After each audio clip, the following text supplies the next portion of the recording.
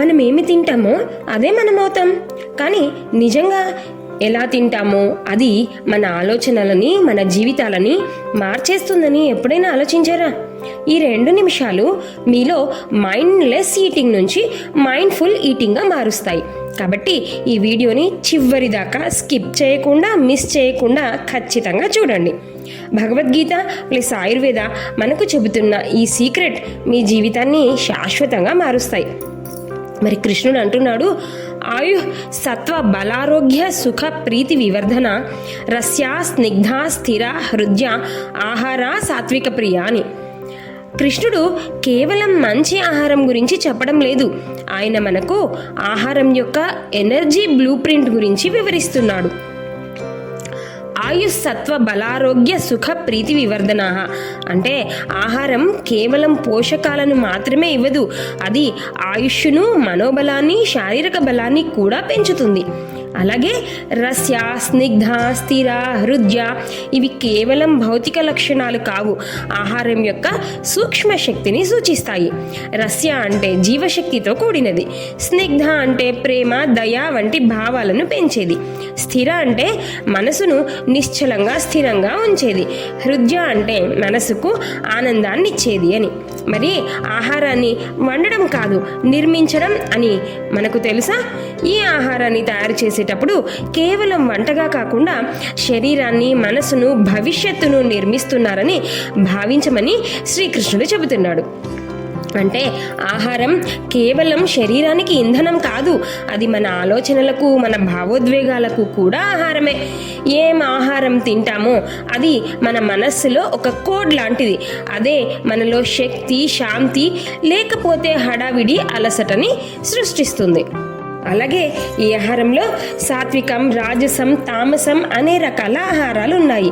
అంటే సాత్విక ఆహారం పండ్లు, పాలు, గింజలు, తాజా కూరగాయలు శాంతి, బలాన్ని, ఆనందాన్ని ఇస్తాయి. మరి రాజసమైన ఆహారం అంటే ఎక్కువ మసాలా, ఫాస్ట్ ఫుడ్, అధిక కారపు పదార్థాలు ఇవి ఆవేశాన్ని, హడావిడిని పెంచుతాయి. మరి తామస లక్షణాలున్న ఫుడ్ ఏది? పాత ఆహారం, పాడైపోయినది, అధికంగా వండినది, ఇటువంటిది. ఇది మనలో అలసటని, డిప్రెషన్ని పెంచుతాయి. మరి ఆయుర్వేదం చెబుతుంది ఫుడ్ని ఎలా ప్రిపేర్ చేయాలి. ఎలాగంటే మనం ఫుడ్ తయారు చేసేటప్పుడు శుభ్రంగా ఉండాలి, మనం వండే పరిసరం కూడా అలాగే వేగంగా చేయాలి.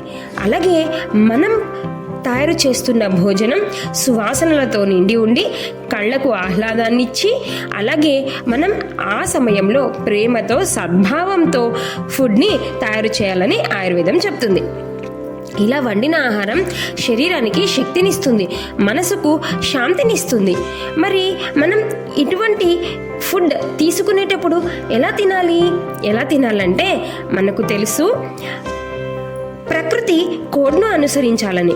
అంటే ప్రాసెస్ చేయని సహజమైన పండ్లు, కూరగాయలు, తృణధాన్యాలు వంటివి తినడంతో పాటు ప్రకృతి సిద్ధంగా ఇవి మనసును, శరీరాన్ని ఉత్తేజపరుస్తాయని తెలుసుకుంటూ ఈ టీవీలను, మొబైళ్లను ఆఫ్ చేసి ఆహారాన్ని కేవలం నోటితో కాకుండా అన్ని ఇంద్రియాలతో అనుభవించాలి.